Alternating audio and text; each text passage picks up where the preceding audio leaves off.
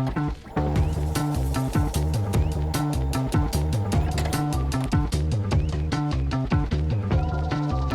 right, we're up. This is the Our Town with Troy by North Alabama's podcast, coming to you with episode 112. And joining me today is Executive Director of North AlabamaWorks, Stephanie McCulloch. How are you? I'm good. Thank you for having me on today, Troy. You're welcome. And shout out to Candace Williams at your office that helped set this up. Absolutely. She's wonderful. She's our marketing and outreach director. Before we get too far into it, just a reminder, if you are checking this out for the first time, thank you for checking out the episode. Hit the like button wherever you're consuming this podcast, all right, whatever platform. Like, subscribe, leave me a review. I'd love to get reviews. Tell me your thoughts. And if you're a longtime listener, I certainly appreciate that. Or a viewer. And actually, that might be a cool piece of feedback to ask for. Do you like to view, or do you like to to listen? I'll use that as a challenge for those that provide some feedback. And with the 2-year anniversary coming up of the show, you usually will do a merchandise thing through Apparel Lab, and I plan to do that again. That'll be early April, where you have like a week or two to get your order in, and they have an awesome business model where they pack and ship everything for you, and you kind of set the price, and then they have their cost, and it works out really well just for kind of these short-term events.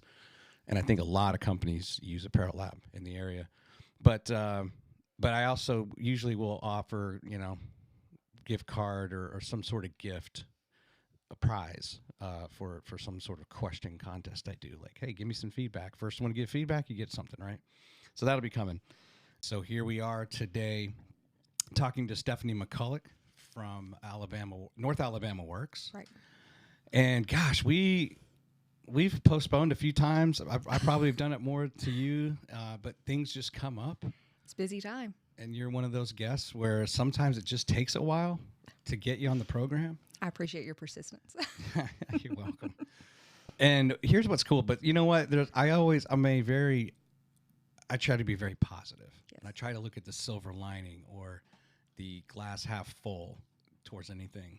And the reality is, I'm going to go through a little list here of what I've created. But when it comes to North AlabamaWorks, which is about employment opportunity, workforce development, right? Absolutely. And we're going to get into all of that. But I think this podcast is to tell the story, or continuing to tell the story of North Alabama.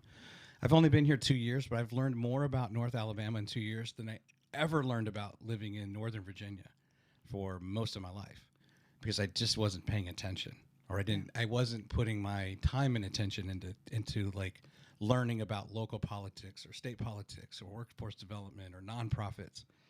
So I'm going to go through a list real quick, okay, Stephanie, and kind of setting up your intro and everything by just mentioning several of the episodes we've had that I think that you probably partner with these groups of people, or their organizations, or otherwise, just for me, it's how there's some sort of tie, I would assume. Okay, you ready?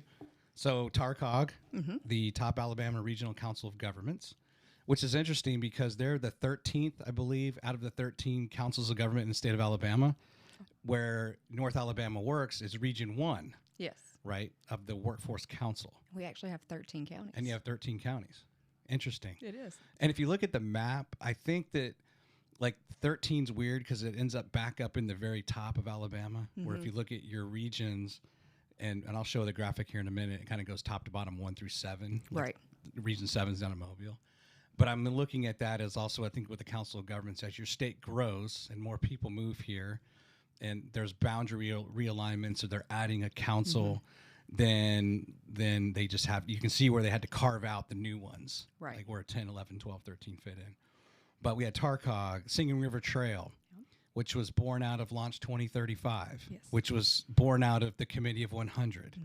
I've had Jared Mitchum came on from TVA, Tennessee Valley Authority.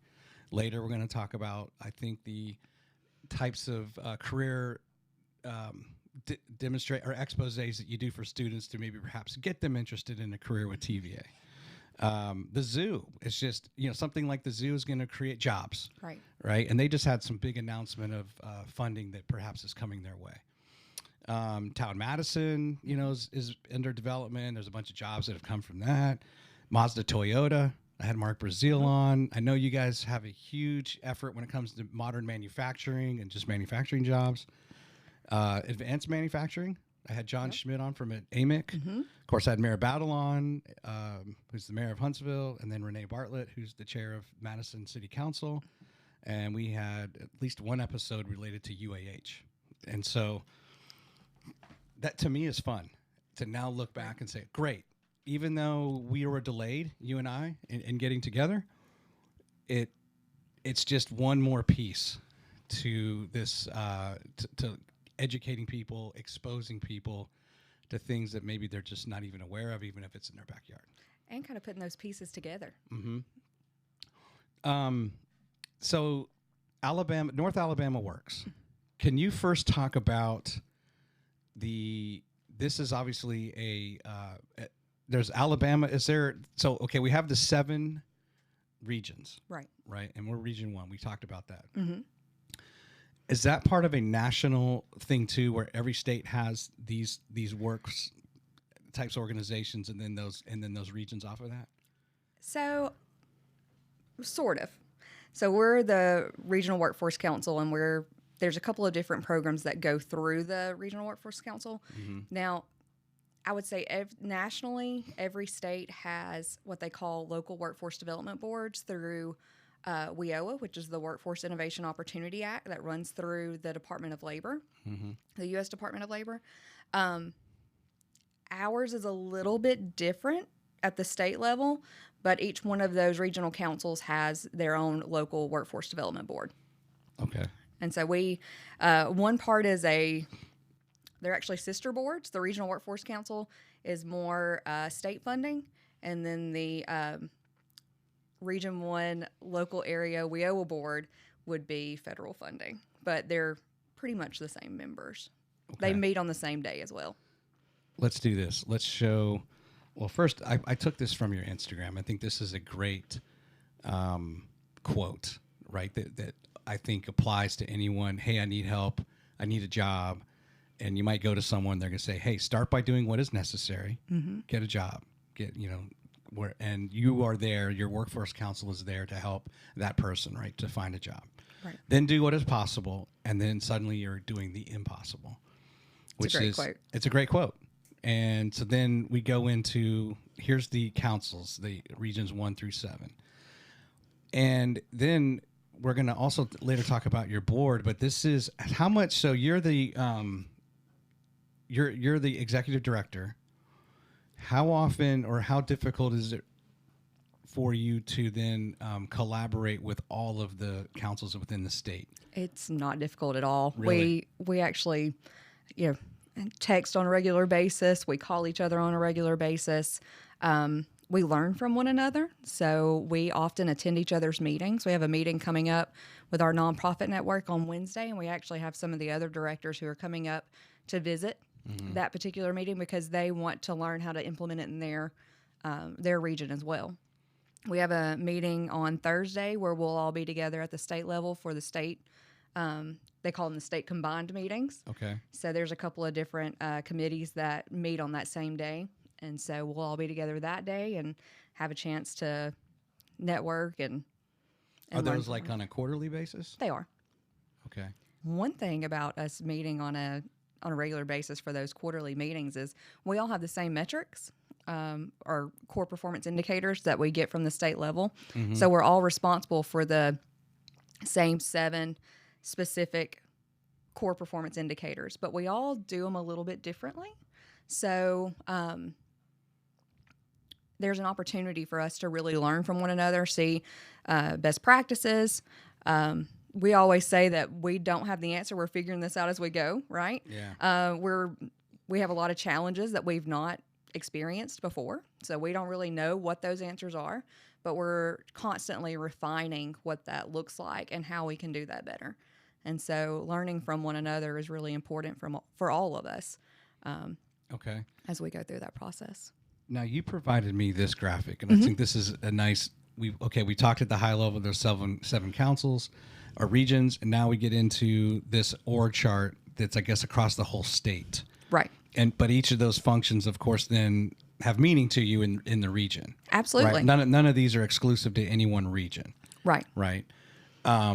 This seems overwhelming, like a lot of moving parts. I would imagine then when you have your state meetings, your meetups, you're touching on all of these. So like as an executive director up here in Region 1, how many of this org chart are you involved with just as an executive director in your role? All of them? Every piece, yeah. I'm sorry, let me bring it back up. Absolutely. So it starts with the governor's office, which is, you'll see the GOAT there, the GOEWT. So we call it the Office of the GOAT. It's the Governor's Office of Education and Workforce Transformation. And so it's their job to really coordinate and make sure that all of these entities are working well together. But so it starts with the Department of Commerce, and you'll see that's where the regional workforce councils are aligned with. We're under AIDT, the Alabama Workforce Council, which is the state council. That Workforce Innovation Opportunity Act, there's a state council there, and then we have our local council as well. You've got your regional workforce councils that house both of those. And then you got your Alabama Office of Apprenticeship and the STEM Council that are under the Department of Commerce. But then we also work, of course, with the Department of Labor, our career center systems. We work with the community colleges on multiple levels. The Alabama Technology Network, or ATN, as many people know it. A lot with adult ed, dual enrollment, all of those things are really important. The Department of Rehabilitation Services. So that's a huge part of helping people who have some type of disability get into the workplace and be successful and be able to have the accommodations that they need. And then you've got, of course, the Department of Human Resources, which people don't really think about being a workforce entity, but you have the SNAP program, you have independent living for foster children. The jobs program is a really big one, helping people who are on assistance be able to find jobs and get into a sustainable income. And then TANF as well. And then, of course, K-12 is super important, all the way from pre-K all the way through high school. And career tech is a huge part of what we do. Huge push for career tech programs, of course, academics. And then you'll find our economic development associations. We work with each one of our economic developers here locally, as well as our chambers. There's 32 of them here in North Alabama, so there's a lot to coordinate there. But then you've got some of your state economic development associations. You'll see AMA there. That's the Alabama Automotive Manufacturing Association. BCA, the Business Council of Alabama, EDAA, the Economic Development Association of Alabama, EDPA, the Economic Development Partnership of Alabama, and Manufacture Alabama there. And then you've got the Alabama Commission on Higher Education, or AIC, as we often call it, which houses the credential registry, but also is where our universities fall underneath. So you'll be wondering, we've talked about the community colleges, we talked about K-12, where are universities at? They're under the Alabama Commission for Higher Education there. And that's also where, like, you'll see our county extension services and small business development centers, they fall under that as well. I'm not as familiar with I think I know what credential registry is, but can you go into a little more detail on that? Yeah. So there are two big pushes from the state level. One is workforce or labor participation. So making sure that our participation rate is increasing. We historically have a pretty high non-participation rate, which means that we have a high rate of people who aren't participating in the workforce, higher than the national average. Now, I say that as a state. In North Alabama, it's quite a bit higher. So we have a pretty high participation rate. We have the highest participation rate in the state. Really? So I don't want to lump us all together because we really do have a high one here for North Alabama. But the other portion of that is credentialing.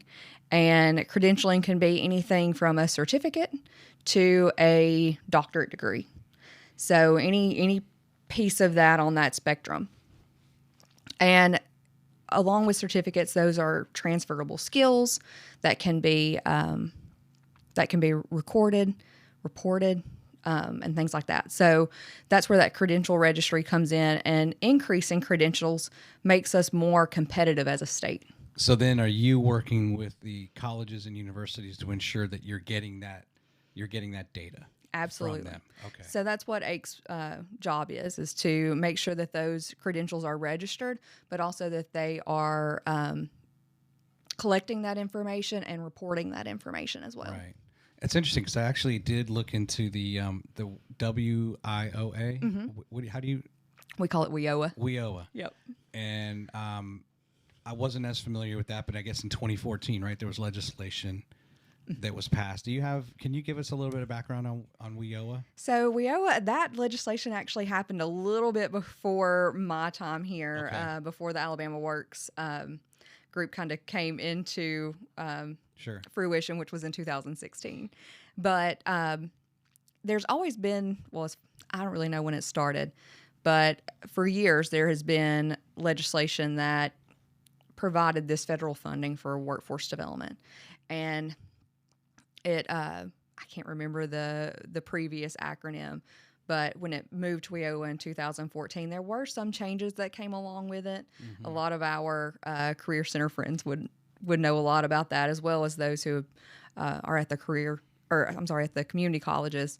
It affected some of that legislation, but honestly, I don't remember. That's okay. I don't know all the ins and outs of it. But the gist of it is, every state gets some sort of funding federally for their workforce. Absolutely. Stuff. And then I would guess then your indicators, you had mentioned those indicators before that you're kind of track against. Mm-hmm.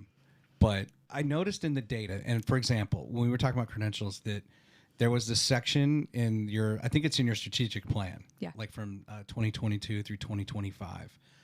And it kind of does a breakdown by no high school degree, associates, bachelor's, whatever, master's, PhD.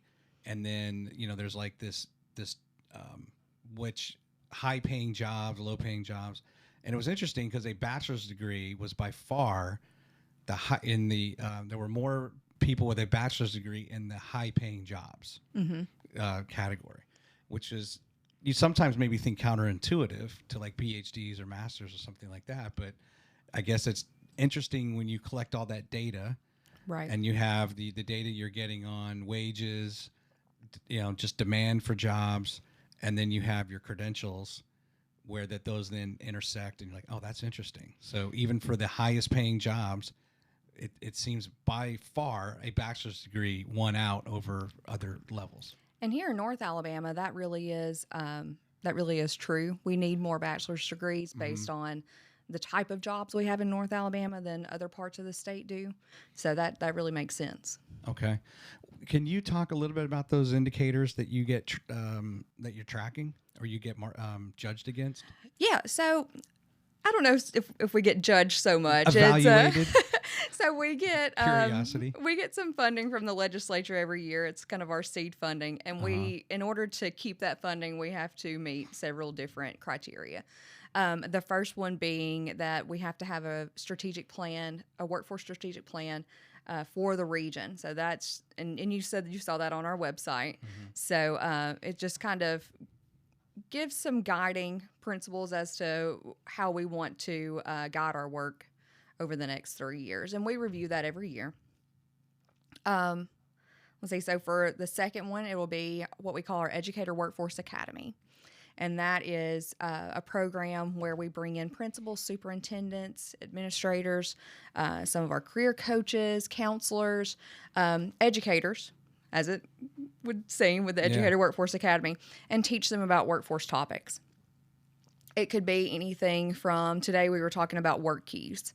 So why is work keys important? It could be taking them on industry tours so that they can visit with business and industry and hear from them directly what their needs are. It could be state updates. So we often bring in some of our state counterparts to talk about some of the things that are going on the state level. We talk about the STEM Council. A lot of it is that chart that we were just looking at is helping them understand how workforce, how how it's run, Yeah. the importance of it, why we are pushing, career technical programs, what those career pathways look like, a lot of things like that. So it's just our way of working with the educators to help them understand why workforce is important and the different things that are going on within it and how to plug in and make sure that their school system is being successful in that. Are you surprised at all how much educating you have to do with certain people when it comes to workforce? Is that kind of a constant? It is. Where you're constantly selling, if you will, and justifying your existence or why North Alabama Works is in existence? So I don't feel like I have to justify our existence so much because we exist to make these connections, right? Yeah. But we are constantly educating. Constantly. There's constantly changes that are happening. The workforce system is constantly evolving. The needs are evolving. The hiring needs of business and industry, the education needs, all of those things, especially as we bring in new businesses and all, Yeah. those are always changing. And it's really our job to be on the ground and hear from business and industry and then relay that and connect those dots for our educators as well as our partners like the career centers or like DHR, our nonprofits and groups like that who are wondering, well, how do I get the people that I'm working with involved in this? Mm-hmm. And I say all the time that work is one of the most important things, right? To me, it's God and your family and a job, and you can't support either of the two before your job without your job, right? So I'm getting tongue tied, but so work is important for everybody to be able to provide for their families and to live sustainably, and so it's just important no matter what group you're in. And so we're constantly having to help people understand what their role is in that, Mm-hmm. and also how they can contribute towards that greater mission. Yeah. Gosh, I was thinking when you were going through the breakdown of the org chart, if you will, Mm-hmm. I was starting to think, you just mentioned DHR. There was something in there with, helping foster children. Yeah. And I started thinking about all the other programs I've done, talking to those groups, and a lot of what we talk about when it's like, let's say, the Madison County Foster and Adoptive Agency, something like that, association. How did they get their funding? How did they apply for grants and stuff? Mm-hmm. And then it's interesting when an AlabamaWorks comes along, because I'm thinking you probably have your hooks into a lot of those groups, or the homeless, trying to get people out of homelessness. And so even working with these shelters like Downtown Rescue Mission, mm-hmm. Or even Thrive Alabama, where they come across these people who don't have health care. But ultimately, when people are in those depressing situations, they may be out of work. And what keeps them out of work, and they're trying to find work. And while we didn't talk about those, like North Alabama Works in those episodes, I'm starting to realize now, I'm sure that they work with you constantly. Yes, absolutely. It's great that you're making those connections. I didn't know enough to ask those questions, yeah. or know of or those key areas where you might get a huge amount of funding, which then ultimately flows down, mm-hmm. right? And people, other groups benefit from that because you're getting the lion's share of that. So, for instance, like the WIOA funds or those Workforce Innovation Opportunity Act funds, those federal funds that come down to the state, those flow down to foster kids. Yeah. They flow down to those who are homeless. They flow down to those who are low income, who have certain types of barriers. And it's there to help them get an education and to help sustain them and get them into work. And so, yeah, you're absolutely right. We're constantly working with those groups to help them understand what the opportunities are for the people that they're working with, but also for instance, we're here in the Madison area, so we work closely with Kids to Love. Yeah. So they have the K-Tech program. Lee Marshall. Absolutely. Lee's wonderful. And the K-Tech program there, we've been working with them a lot to try and get their programs on into the WIOA program, so that then that kind of offsets their funds, right? And allows for them to be able to serve populations as well through their training. And we do that with all of our colleges. Other training providers can also, you don't have to be a college. You could be the Academy of Craft Training could do something like that. Really? So, so it flows down into different avenues that we don't often think about. But we touch a lot of different groups in that way. That's cool. I'm just having this moment where I start thinking of all the interweaving. All the things are going. Yeah, all the things are going on. I want to look at this chart. So you took over in 2014, or no, when did you come on as executive director? So I took over in 2020. I started as the assistant director in 2016, and that's when the North AlabamaWorks kind of branding took place, and for a more unified workforce system, right? Okay. So this is actually just a chart from the WIOA from your strategic plan. It's some data that came from your website. Okay. That's in this long document.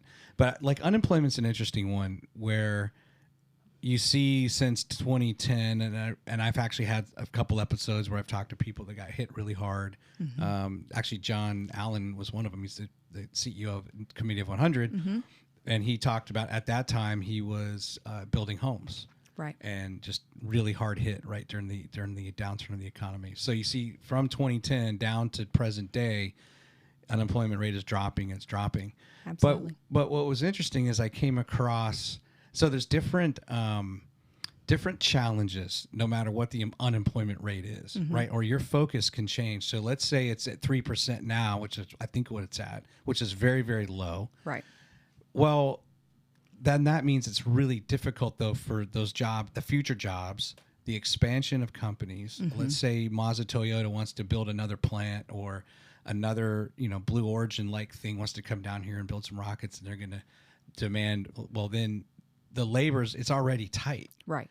So that puts on a different level of focus for you all on attracting talent or working with the different groups that you do to provide programs for people to convince them, hey, come into this trade or not, versus what if it's 15% in the unemployment rate? Then how does that change how North AlabamaWorks approaches things? Does that make sense? Absolutely. So you saw how it was just continuing to drop there. Yeah. Like I said, I came on in 2016, so we've just kind of almost just plummeted there. And actually, the unemployment rate right now in our region is anywhere from 2 to 3%. Most of it's under 3% for each county. It ranges by county, right? So it really has our focus, as we were talking about a little bit earlier, our focus has changed. And we always say that we're just kind of figuring this out as we go, because we've not seen unemployment that low before. Here's another graphic that might help you. Yes, thank you. So when was this one? I think this might be 20. It was pretty recent. March 2023. Okay, I don't have my glasses on. There you go. Thank you. So 1 year old. So we were seeing in Decatur and Huntsville the lowest unemployment rate in the nation at 1.6%. I mean, that's unheard of. And so even at much higher unemployment rates, they consider that full employment. Yeah. And so now it becomes really imperative for us to do a couple of things, right? One is, and that's where the strategies have changed since I came on in 2016. Before, we were trying to help people, find jobs because there was high unemployment. But now we're trying to find those who are not participating for some reason or another. So we're focused on barriers. So interesting. Are they homeless? Are they incarcerated? How do we prepare them to, when they come out of incarceration, to be ready to go back to work, right? Because we also don't want them to be repeat offenders. We want them to come out and be successful and be part of the workforce and be a good citizen, right? It goes down to working parents, single parents a lot of times, those who are providing elder care possibly. So they have some type of family dependent that is relying on them at home. A lot of it really hurts my feelings when people say, well, people are just lazy, they don't want to work. I was just about to ask you about that. Yeah, that really hurts me, because when you really get into it, you start to see there may be a handful of people who are lazy and they just don't want to work, but most of the time there's something that's keeping them out of the workplace. And it's usually a pretty serious issue. You know, it may be the loss of benefits. We have some programs that we're focused on at the state level. There's one called the David tool. So it's being able to, it's a visualization tool that allows you to see how your benefits start to fall off as you start to gain more income. And so a lot of times it's scary for people, because they may be making $1 or $2 more, which may end up being, you know, let's say they make $2 more an hour, 40 hours a week. That's $80 a week. Yeah. You know, it's, what is that, $320 a month. But by gaining that $2 raise, they've then lost, you know, possibly their food stamps or their housing assistance, or their child care benefits. And there's no way $320 covers that amount. And we're seeing a lot of that, especially with inflation, because those federal rates haven't changed a whole lot. But of course, our costs of living have changed a lot. So, or even, I hadn't really thought about it in those terms. Like, the more money you make, then you can no longer, you don't receive those tax benefits for your children as dependents. Even if they're in college, and you get your 1095 form, like, oh, sorry, you make too much money. That, you know, so you start losing out. And, you know, maybe some people are they're calculating, and, you know, they kind of figure, maybe I don't want to, like, ever graduate out of those benefit tiers. Yeah. Right. And that may be the case too. The David tool allows for people to be able to sit down with, we do it through the Career Center. DHR also uses it. A lot of our state agencies are using it now, but it helps someone to plan a career, plan education, and growth within a job, that growth of income. And it allows them to see when that's going to fall off, so they can then plan for it. And if there's some way that we can come in and find a service to help during that time, then that really helps to mitigate that quite a bit. So who created the David tool? So the Atlanta Federal Reserve actually created the David tool. Yeah. So it's a national... I honestly don't know if it is national. As far as I know, it's just in Alabama right now. Interesting. Yeah. And it started making me think about Federal Reserves. And there was one in Philadelphia, right? And I guess there's one in Atlanta. So our regional office out of Birmingham, the lady that was working with the Atlanta office, was based out of Birmingham, and she's actually working with the governor's office now. So that tool was developed along with that governor's office of Education and Workforce Transformation. Got it. As one of those tools to be able to hopefully mitigate those circumstances. So I mean, I think flippantly a lot of people will say, people are lazy, and now I think a lot of that came from the pandemic, where the government was coming in and doing a lot of bailouts, and you kind of realized, oh, wait a minute, like, I cannot work and make as much money, or, you know, get some money for not working. And, you know, there could be some truth to that. I mean, I saw that with people that work for me, or they just changed their mindset. Yeah. Where they started to think, well, you know, I would rather just stay home with my aging parent. What's my options? Okay. Right. But, you know, at some point, you got to pay the bills. And sometimes at some point those government programs end and they expire, and maybe somebody was taking advantage of it, but if they want to continue with at least some of what they were living as far as their quality of life, right? well, then you got to work, right? Or that quality of life will go away. Absolutely. So it's important to people. I think there's human nature. They're going to step up and they're going to rise up. And we see that in this area, right? With such strong employment numbers. Absolutely. And, there are things in place now to really kind of, I think they started to catch on to, there are people who are taking advantage of this. So there are things in place now, especially with unemployment and things like that. People will say, and it's just because really they don't know that that those changes have been made. But I do think, back to your point about the pandemic, I think people did start to reconsider what work looked like for them and what things that they may not have considered before. They're like, that works for my lifestyle, or, they may not have even thought about that. But the pandemic gave them a way to start thinking about it, reconsidering what work looked like. And so we've seen a lot of changes. Yeah. How has your mind been opened up since you had some, maybe some knowledge of workforce development type stuff before you joined North Alabama Works, and now you've joined it and you've taken on more responsibility. Now you're an executive director, but how have you, I guess, grown personally when it comes to this topic and to workforce in general? I think I've become more empathetic in that, and I ask a lot of questions. Instead of assuming things, I'm always asking, well, why is that? Which I've always kind of had a tendency to do that, but I'm asking it on different levels now. I actually didn't have a whole lot of workforce experience before this. I was a city planner for the city of Birmingham before coming into this role.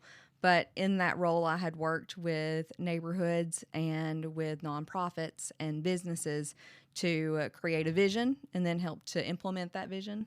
And so that's kind of what they wanted in this role as well, was someone who could help the industries, help bring those partners together, which I think has been something that we've done a really good job of here in North Alabama.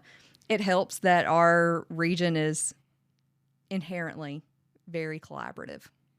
I'm sure you see that. You said earlier that, your eyes have kind of been open to all the different things in our area in North Alabama. And that's one thing that I can say about North Alabama that is not found in other places, both within the state and nationally, is that we're so collaborative, and that we often ask how we can work together. Yeah. Which is it's not typical from what I'm seeing. So let me share a funny thing I've shared before. Okay. Do you know Joey Cece from Breland Companies and Town Madison? I don't. Cliff Farms. I guess Louis Breland is well known, right? He's a big developer of Cliff Farms and Town Madison. And Joey is kind of like the president of that company. Anyway, he was on, and we were talking about this very topic. Why is Huntsville so inclusive and just accommodating and welcoming in outsiders? And his comment was, Mayor Battle is from Birmingham. Mayor Finley is from Kentucky. And we were kind of just going through John Kovach, who is from Maryland. By the way, and John, I hate Maryland. I'm from Virginia. He's from Maryland. At some point, we're gonna go at it. We're gonna box. I heard that in the other podcast. Yeah. But then he's a great guy. He moves down to the South, and he he taught at UAH, and now he's all in right on the Singing River Trail. So you have these people, right, and like people who just implant themselves here and get to work. So Joey said, he was like, you don't run for mayor in Mobile unless your grandfather was on the Mardi Gras committee. Right. You don't run for city council in pick a city if your grandpa wasn't also on the city council, or was born under the right. What did he say? Bush, some sort of bush, But in Huntsville, it's different. You roll up your sleeves and get to work. So why do you think that it's that way? So, and I'm going to ask you because you're from Russellville, right? Right, and you've moved around. You lived in other parts of the country, but you're back. Live in Russellville, you've spent some time in Birmingham, you travel around North Alabama. Why is it? I like to think that it's because we have so many people here that, like you said, they're not from here. Yeah. So it's just kind of the culture that we have. And I think that probably goes back to the 1960s, even when, we had the space program and all. We had a lot of people moving here who were coming for work. And we still see that with Redstone Arsenal and with all of the growth that we're seeing. We're seeing people from all over the country moving to North Alabama. And actually, just recently, what was it that came out? There's 2 people a day moving to Madison County, I believe. I thought it was or like no, 25. 20. There's 25. Yeah, I think you're right, 25. It was astounding to think about that many people moving into the county every single day. Yeah. And so, I think that's what makes us who we are. It's not that, Joe's lived here his whole life and his granddad's from here. And, it's that we have so many people who aren't from here who, we just bring them in as family. And I know so many people who have moved here and they wouldn't live anywhere else now. We actually heard a lot of that with when the FBI was looking into the area. We heard a lot of people say, well, we don't want to move to Alabama. But then when they'd come down, they loved it. Yeah. And that's what we hear all the time is, wow, y'all got, it's not what I thought it was going to be here in Huntsville, So. Well, I think you're absolutely right on the space race, which brought so much attention to here because the arsenal was already here, right? And I guess it was used heavily during World War II for munitions and stuff, and then of course the becomes the home of the engineering for the space. And so, going all the way back to the 40s and 50s, it's just been an important place where people were brought in to do amazing things to support the country, right? And then if you didn't have any benefit of that past history, you come here and you see, oh, well, there's like kind of the new interest in space and reusable rockets and all the stuff that are bringing people here. But then there's just that continued pride in working on the arsenal or any, army or military facility. And I have been telling guests that a lot of it, I think, comes from people maybe like myself who have already had a considerable amount of time somewhere else in the country. Then you move here in this, like, maybe your final chapter of your working life, like you'll finish your working days and you retire, and you take all the lessons learned of like, okay, if I'm going to do this over and have a chance to kind of reinvent myself or just reinvest like my time and my attention to my new community, then Huntsville in a way represents that, where so many of us have come from other places. And it's like, oh, cool. I'm going to now be much more involved because I'm just that further along in my career, or my kids are grown or whatever, you know what I mean? And you're kind of applying the lessons learned. Does that make sense? It absolutely makes sense. And I love how you put it like that. That's great. Or it's also just the reality is we're still a smaller city. We're a secondary market. And so all these things are coming. And so then you have the people who, oh, I want a zoo. Well, how come we don't have a zoo here? Well, because we don't. Like we're not big enough yet. Like, okay, well let's get one. Okay, and they jump in for let's build a zoo. Right. You name it. Right. How come we don't have a professional baseball team here yet? Can we support one? Well, let's figure it out. Okay, right. We're good with minor league sports for a while, right? But as we grow, I think you're just going to get more and more. There's those people who are demanding things that they got to benefit from in their primary market life. And I love that. I love that we're growing and expanding. I hope that we don't outgrow what we were talking about earlier. I hope we keep that charm. But that's something that we've even seen on a national level with some of the work that we've been doing. Back to the space race.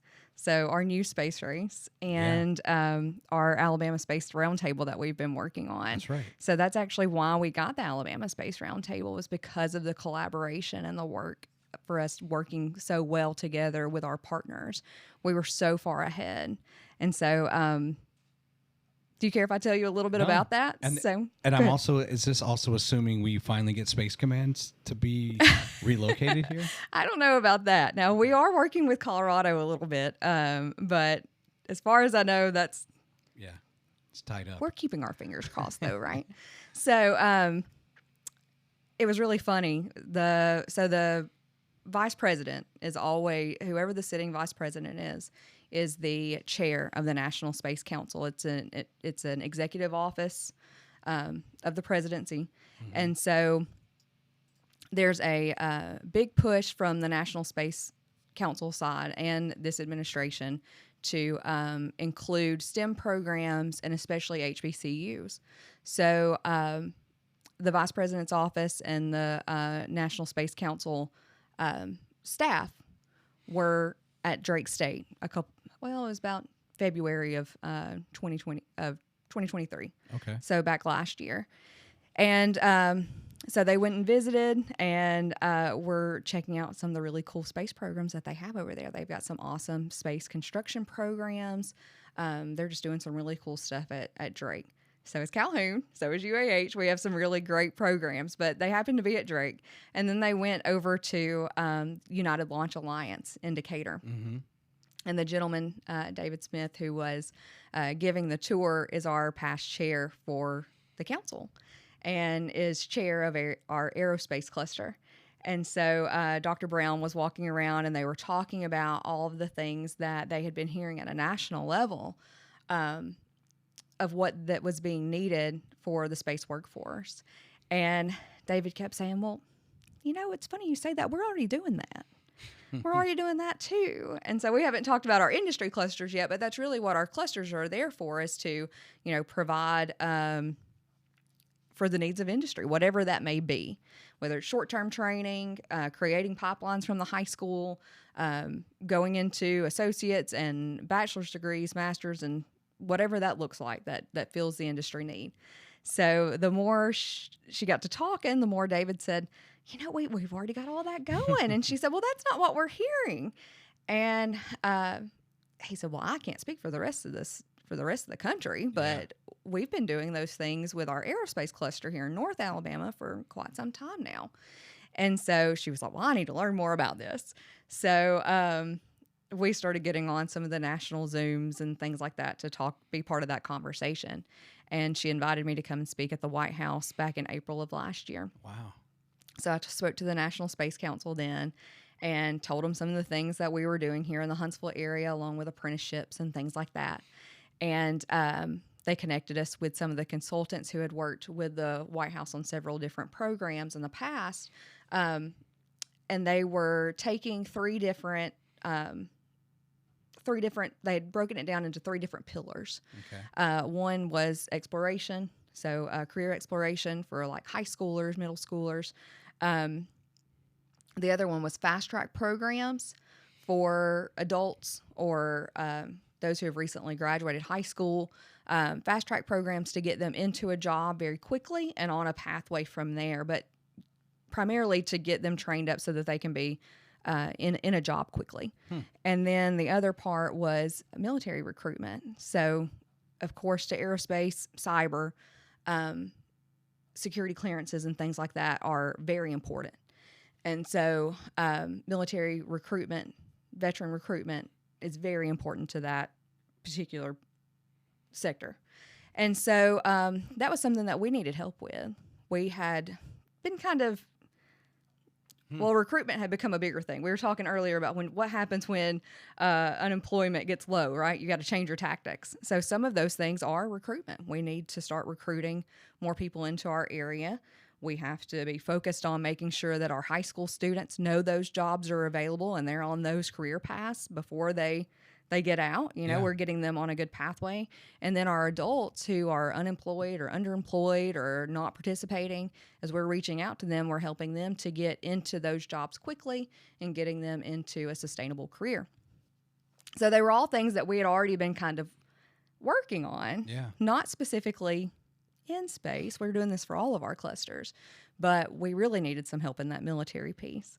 So anyways, I started speaking with the national consultants who were working with the National Space Council to implement those three pilots. And they said, well, we're looking at a couple of other states as well. And we're really excited about what you're telling us. We haven't seen that anywhere else, but we're going to talk to some other people and we'll get back with you, but we'd really like for you to do at least one of the pilots.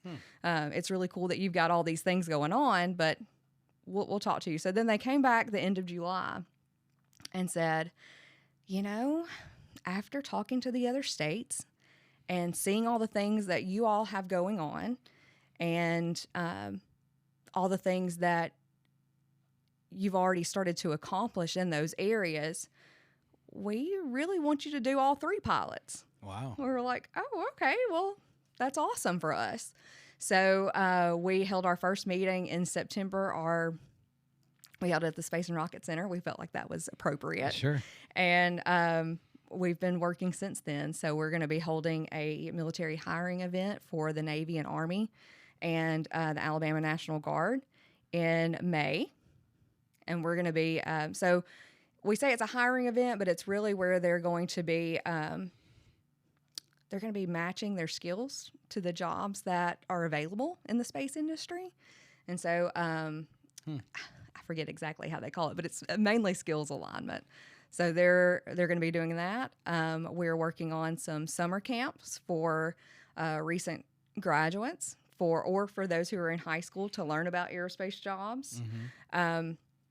And we are working on some career exploration pieces as well. So yeah, it's all kind of coming to fruition. Are you working, so going back to what we were talking about, how there's these other nonprofits that most likely get involved with you. Are you working with like the still serving veterans or AUSA along for this military, a hiring event? Absolutely. So any of the veteran groups here in the area, we're going to be working with them. We're also working with the chamber, and really we're just trying to coordinate as many as we can that can support those veterans. Our career centers have a whole piece where they support veterans as well, so we'll be working really closely with them.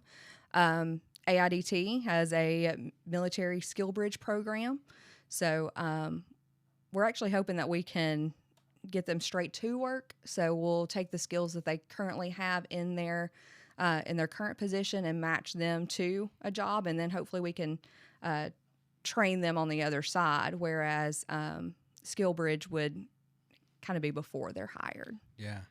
So how does it work? Let's just use still serving veterans as an example. I interviewed Paulette, the former CEO, a long time ago. Do they catch wind of this and reach out to you, or do you reach out to them to say, hey, we're doing this event and we want to work together to make it very successful? I think it can go both ways. Really? Yeah.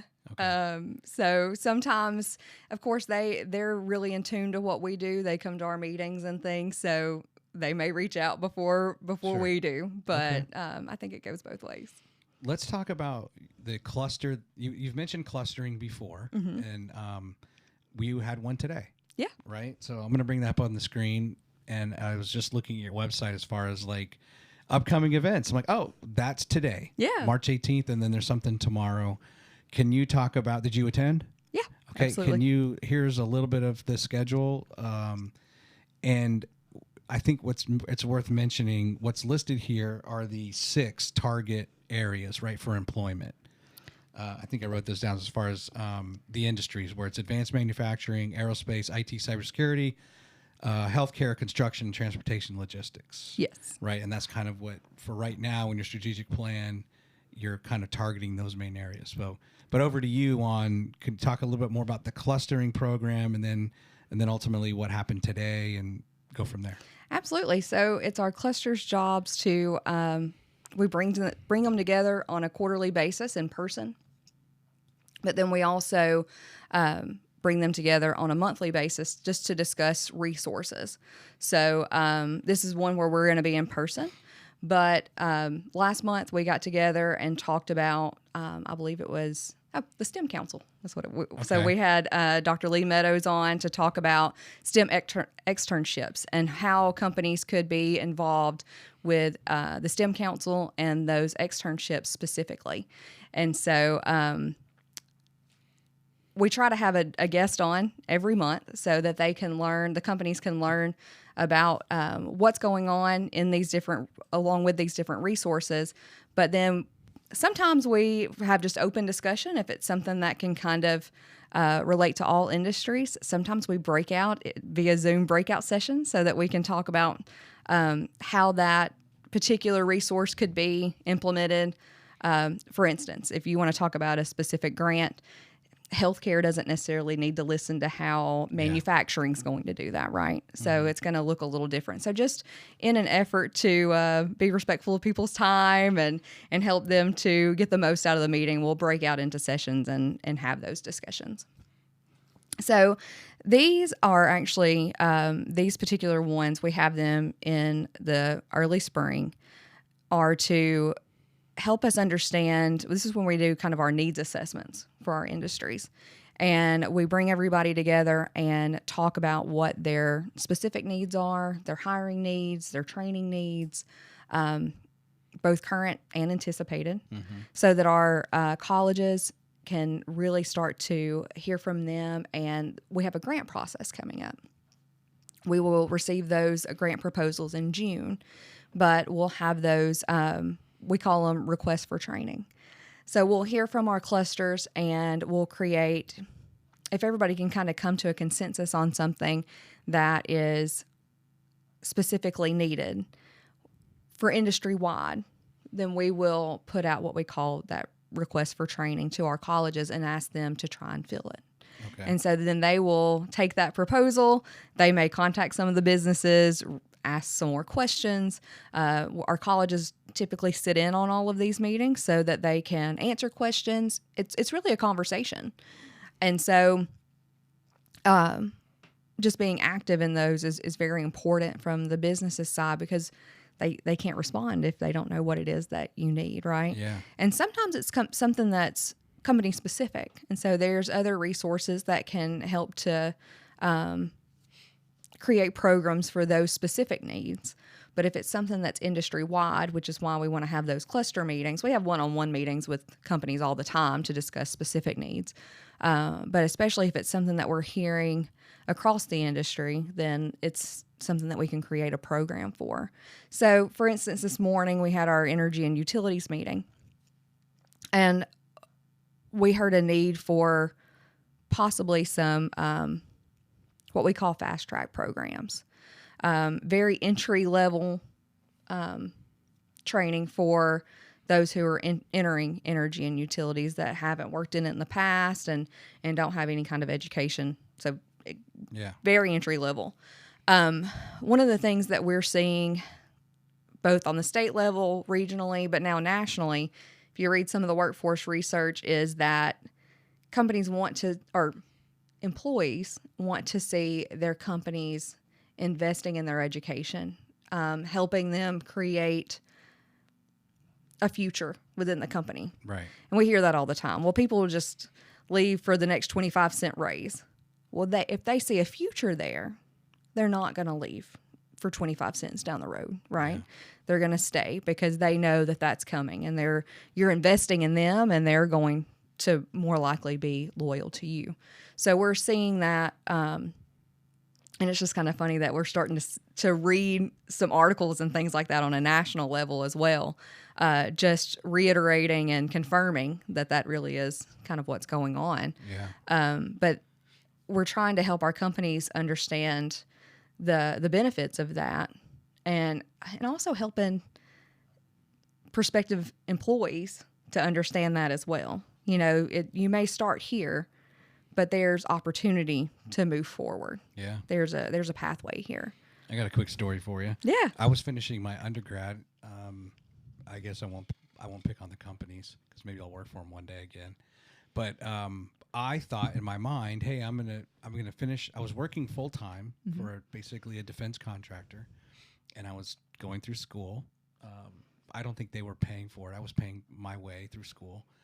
And I kind of figured in my mind, hey, when I graduate, I should be able to get a raise because now I'll have a bachelor's degree and I should be more marketable or whatever. So I was asking, the HR folks about it, and they're like, no, if you want to make more money, you probably need to leave here, and then you would wait a while and then come back and reapply. And I was like, really?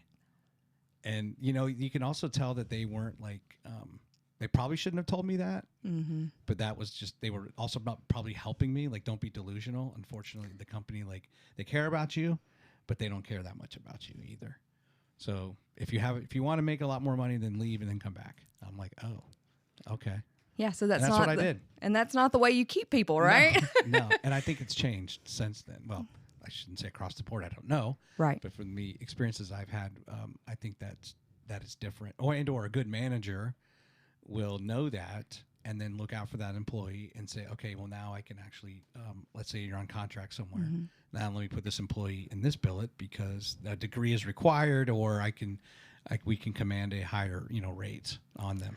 We are also that's another one of those things that have changed recently as unemployment unemployment rates get lower and lower, and that labor market gets tighter and tighter. Yeah, is that people are it's not recruitment's important, but retention is just as important. Oh yeah, and so trying to find ways to be accommodating and to help people see a future within your company is essential. Let me ask a little bit more about the this clustering. So yeah, let's say the energy and utilities cluster. Mm-hmm. Is it members from your board that are over energy and utilities, or that are then executing this, or do you have a committee for each of the clusters that's kind of making sure that this event goes off and this is the material we're going to present, and all the action items and such? Yeah, so we do a lot of that. Our board is voluntary. Yeah. But of course, we do have board members who are sort of the co-chairs of those committees and can help to just sort of set those agendas and help to make sure that those things are being implemented, create priorities and things like that. So especially when it comes to the grant process, it's important for us to have board members from each one of those clusters because you want your industry to be represented. We have 7 colleges here in North Alabama, community colleges, and 4 universities. So the particular grants I'm talking about here are just for the community colleges. But with 7 colleges, you can imagine we get a lot of proposals for new programs and things like that. And it might be that a college, they also have their advisory boards. So each one of those college programs has an advisory board as well. So it doesn't necessarily have to come through an industry cluster. We could have a college who presents on something and they say, our advisory board would really like to see this at our college, and here's 10 letters of support from our employers. Well, that would be just as impactful as having an industry cluster with 10 people in it. Yeah. So there's a couple of ways to go about it. But you want those clusters to be business and industry led and driven, and for them to be making those decisions. How aware are the students of these clusters and/or what North Alabama Works provides or could potentially provide to them? Students, you mean by K-12 or? No, let's say the colleges. Colleges. Like those who would attend at the university, community college level. Are they actively pursuing, more information and resources that you all can provide?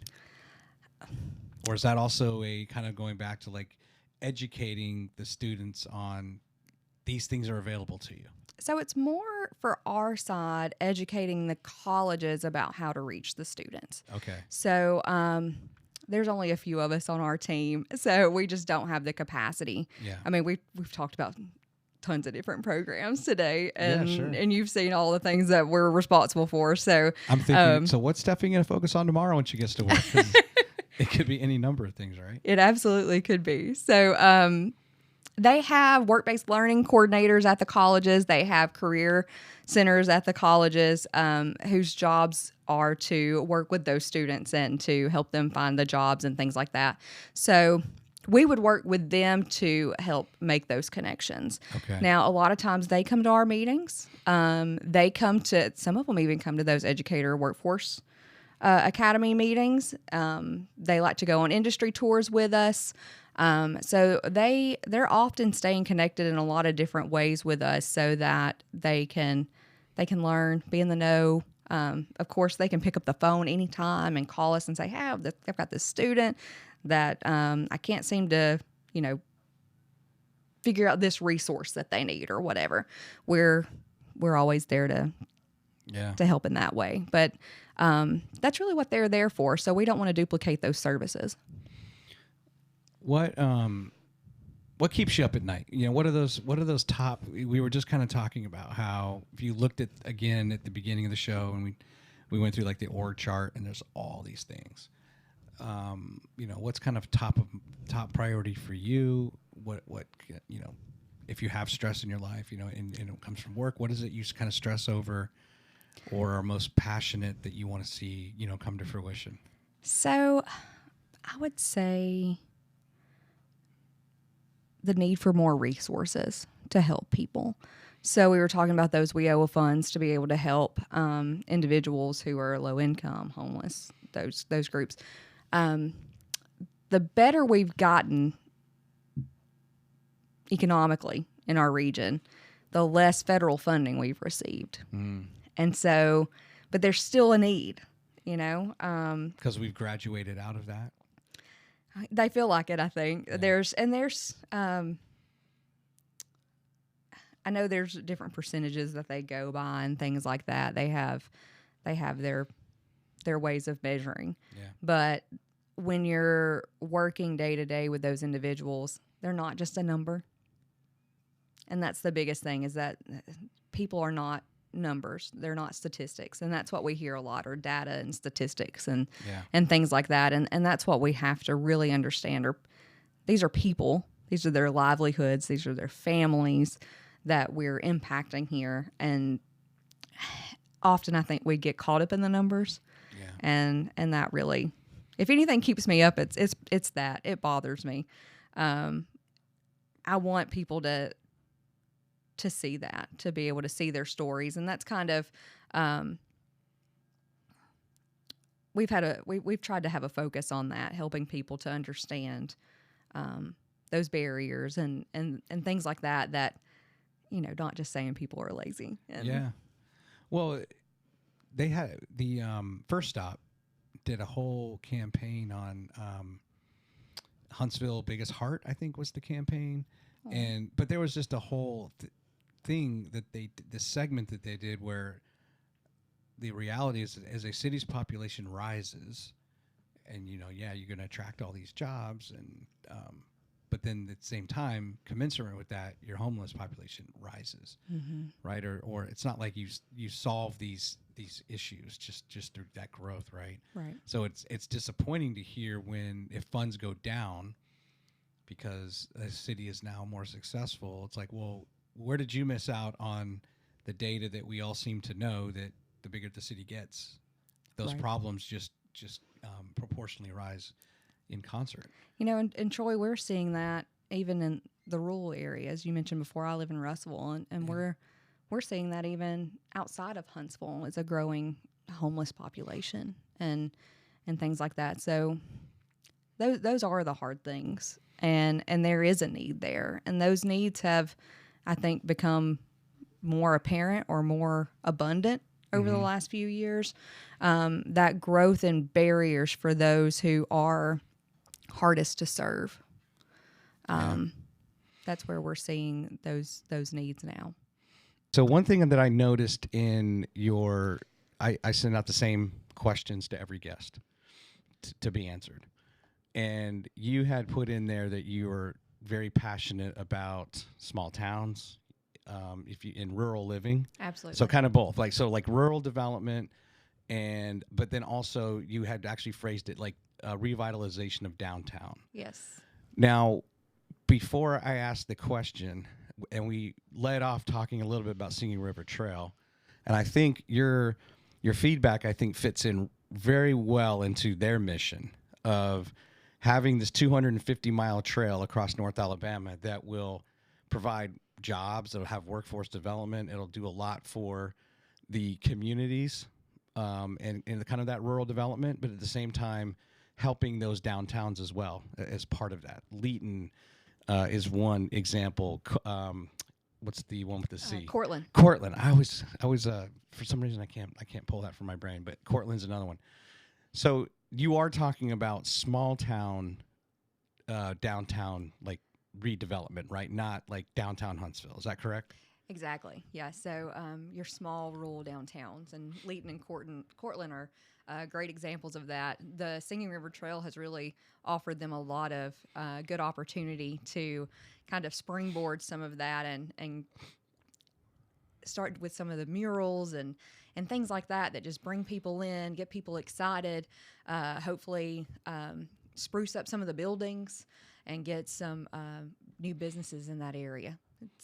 I love what they're doing. That's awesome. So where did you develop that passion, do you think? Kind of twofold, right? The rural side of it and then the downtown refurbishment side. So I'm from Russellville, which is one of our small towns here in North Alabama, over towards the west side of the state, just almost close to Mississippi, but about 30 minutes from Mississippi. So I saw the opportunity there. Our downtown really started to lose its vibrancy. A lot of things went more towards the highway. And so revitalizing those business districts and bringing in small retail and restaurants and things like that is very important for your community, but also for your tax base and things like that. So it's been a real pleasure to be a part of seeing that start to grow and move forward. And my background, my educational background, is in urban and regional planning. And so I didn't really know what that looked like when I was growing up. Yeah. You don't see a whole lot of planners in rural areas because they usually don't have the budget. Yeah. And so being able to work in planning in a city capacity has been really interesting to take some of those same kind of concepts. Being a city planner in Birmingham, I saw a lot of the downtown revitalization, like pop-up shops and different things that they were doing with Rev Birmingham and different things like that to bring in small businesses and to support the business community. A lot of those things are concepts that can just be implemented on a smaller level. That was the marketing term, Rev Birmingham? That's yeah. Pretty cool. And I don't remember if I think I talked in the prior episode, I reminded the audience that Decatur went through this with Positively. They hired Red Sage Communications out of Huntsville, and they were looking for some way to kind of rebrand themselves as a city, and they came up with kind of the Positively, and then you just Positively Decatur, Positively Outdoors, and kind of going through all of those, main things that were highlights for them. Right. Positively, I guess Riverbank, whatever it might be. But Rev Birmingham, that's pretty cool. Yeah. It was that was their marketing for their downtown revitalization. Yeah. So revitalize and rev it up, right? So. Absolutely.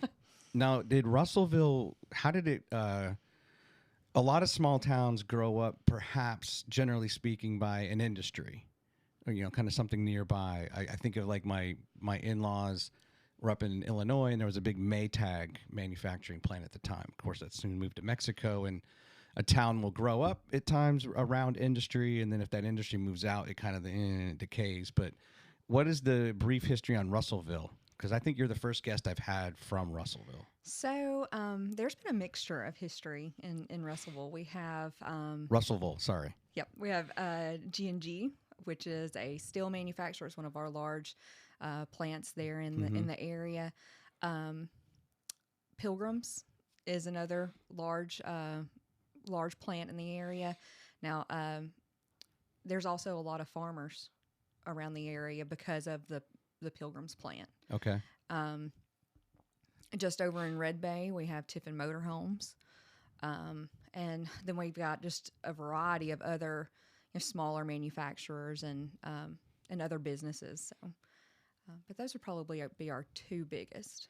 Well, that's interesting, too, now, as I think about everything we've talked about with North Alabama Works and modern manufacturing being one of them. And then, of course, that's near and dear to Russellville's heart, right? Right, absolutely. Those manufacturing jobs. And, I think I'd mentioned to you, I'd interviewed Mazda Toyota, but, Mercedes is down in Tuscaloosa. They've got a big plant, right? I guess there's a lot of automakers here. So we have A couple of OEMs. Just here in the Huntsville area, we have Mazda, Toyota, but then we have the Toyota engine plant as Right. well. That's right. There's Mercedes down in the Vance, Tuscaloosa area. There's Honda over in East Alabama. Hyundai down in the Montgomery area as well. And then, of course, you've got all kinds of manufacturing throughout the state with aerospace as well as shipbuilding and Polaris. anywhere in between. Yeah, Polaris here. Yeah. So, yeah. Awesome. Yeah, I thought that was one of the most interesting things I learned from interviewing Mark from Mazda Toyota was that suppliers a lot of times will come and actually be on the campus with them. Yes. So then, of course, you cut down on. And these are just things I never really conceptualized in my head.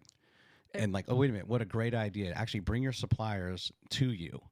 And right. It's really important for their just-in-time manufacturing, which is pretty much consistent across all automotive manufacturers. The closer they can be, the easier it is to get it right on time for those. And the other thing, not just that, obviously manufacturing is a big part of Workforce Alabama, and so this isn't to rehash everything with MTM, but the other thing that Toyota does very well is if there's a problem, and let's say it maps back to a supplier's part, they actually. The Toyota engineers get with their engineers and say, we need to fix this. We're not going to make your part. We need to continue to buy your part and integrate it into our car. But what's going on? Let's make this better. Right. And remove the defects. I thought that's another brilliant part of like quality manufacturing. Another really cool so we were just down in Ray Hall this week, or down in Coleman with Ray Hall, and did a tour with them, and of course they're a supplier for multiple automotive companies, but it was really neat to see how they pretty much barcode everything because there's so many options, right, for a vehicle. Yeah. I think one of the vehicles they said had 900 different options. Oh my goodness. Yeah. So they had to barcode it, and they had like a lighting system for picking the parts and stuff it was so neat to see how that system was run. And, advanced manufacturing, which is what we really focus on, is ever changing and just becoming more and more sophisticated. But it's just amazing to see. I think a lot of when we take our educators and when we take our community partners into these plants who are working with the general public or with students who are interested in changing jobs, it really opens their eyes because then they can talk to people about these jobs and they had no idea. Yeah. And so it's so funny. So many of them will be like, well, maybe I'm in the wrong career field, Yeah. And they're like, stop taking our educators to the plants, but just jokingly, of course. But it is cool because that's one thing that I've really seen in this job is so important is that we just don't know what we don't know. Mm-hmm. And unless you have a family member who's working directly in that industry and can recount what that's like, or, you have some type of acquaintance who is working within that industry to have some kind of reference, you really have no idea. And so that's one reason that career exploration and that understanding of careers and helping those partners understand it is so important so that we can help them understand the opportunities that are out there. Can you imagine being on the consumer side and having to pick 900 options? Like if you sat down, if you went to buy a car, like, I mean, how long, can I give me a few days to go through this? I'm always, whenever I start to buy a car or look at, buy something big like that, like now, we'd like to build a house. Yeah. And I'm honestly in decision paralysis because there's so many options. Oh, like, what if I choose the wrong one? Eventually, you just got to choose something and go with it, right? I know. You ready for some fun questions? Absolutely. Okay. Some of these are quick and some of them are just hypotheticals. Okay. Your favorite color?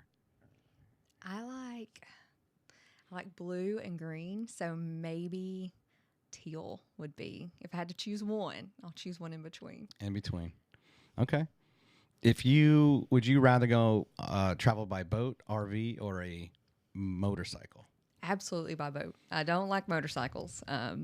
the helmet gets on my nerves. I don't like that in my hair, but I love the wind in my hair. So a boat, absolutely. Do you have any family members or friends that had a serious accident on a motorcycle?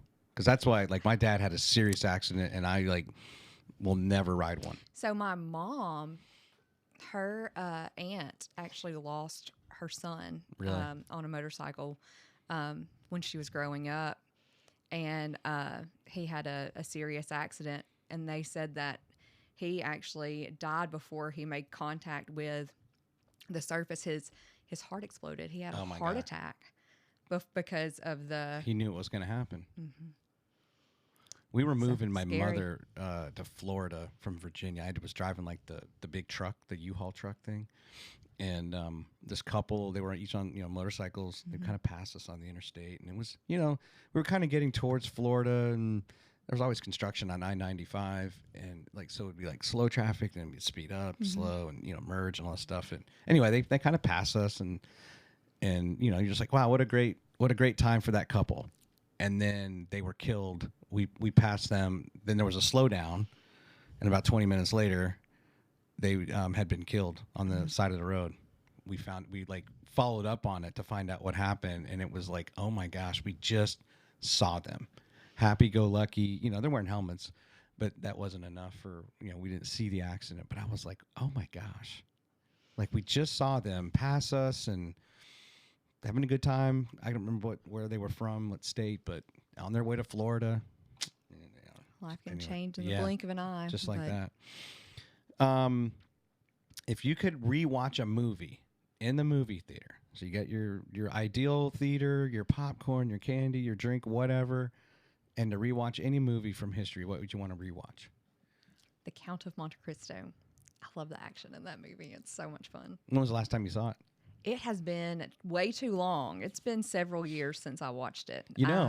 I bet you if you went to, at least I know Cineplanet here, you could probably request it and they would do it. Really? They replay a lot of movies. I always forget to check their like site to not just look at what's out, but more and more of these theaters are just replaying like television shows, movies. You might want to go ask them. So my kids have never watched it. I mean, it hasn't been age appropriate for them to begin with, but they're getting older now. And my husband's actually never watched it. I was really into it when I was in college, and we weren't together then. And so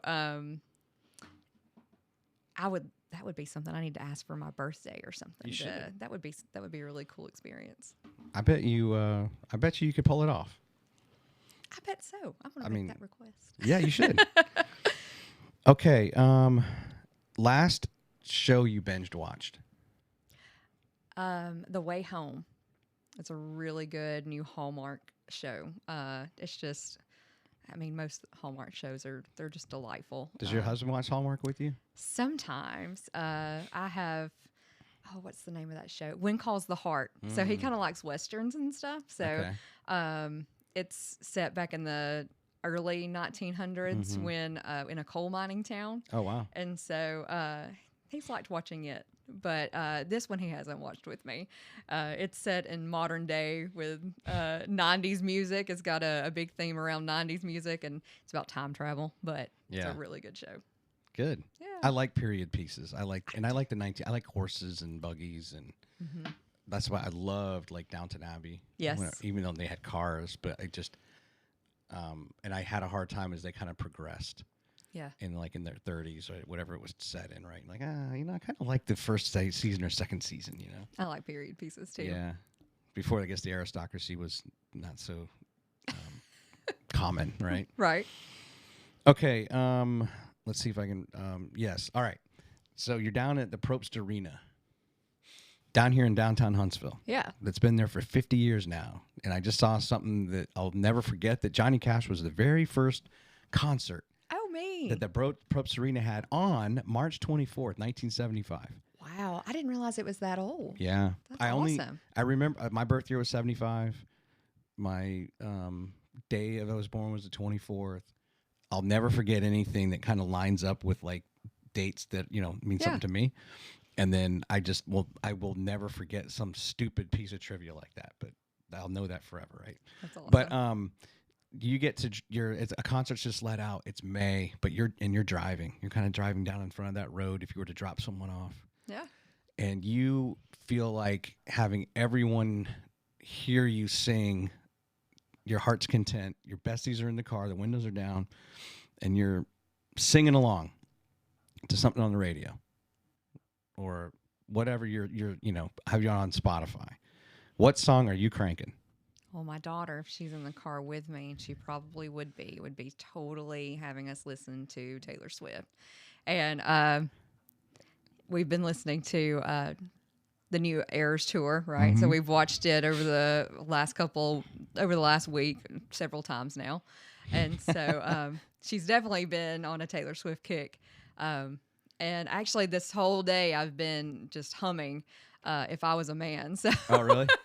yes.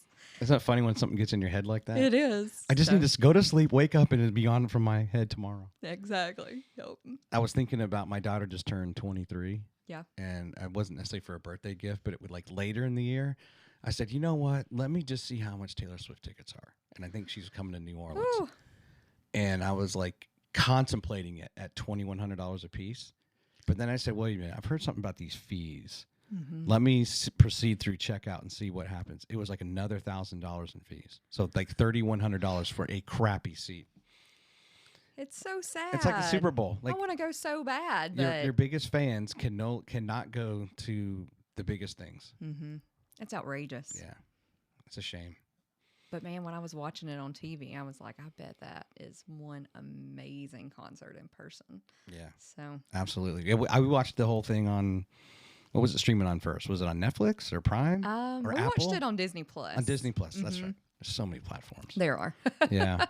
We may have to skip the vacation this year and go to the Taylor Swift concert or something. Yeah. Skip the next few vacations. Right. It's like when NFL teams like in the draft, they'll like trade away their future picks. Yeah. To get the number one now. And then as a fan, like, wait a minute, you're saying for the next 3 years we're not going to get you traded all of our first round draft picks away? It's like you tell your kids we're not going down to the Gulf Shores for 3-4 years. I'm gonna have to ask them that hypothetically. Yeah, you should ask them just to see their reaction. Well, thank you so much for coming in. Thank you, Troy, for having me. I've enjoyed it. Hope you've had a good time. Do you have any final thoughts or shout outs that you want to express? Just want to shout out to my wonderful team at North Alabama Works, Johnita Roman, Candace Williams, Eddie Martin, Karen Fox, and Billy Troutman. And then Jamie Blackman, who is our new commerce liaison. That makes up the North Alabama Works team. And we couldn't do what we do without each one of them. They're awesome to work with. And, of course, our partners. We have wonderful partners who... Yeah. Teamwork makes the dream work, right? That's so, right. And the collaboration that we get here in North Alabama is just wonderful, and we absolutely couldn't do what we do without all of those wonderful partners. So. Well, folks, the only thing standing in the way of my guest here heading to the beach for vacation is me shutting my mouth. So we will let her go. Enjoy your time at the beach. Thank you. And your spring break. And all the best, and we'll catch up with you soon. Thanks so much, Troy. I appreciate you having me on. All right, take care. Thank you.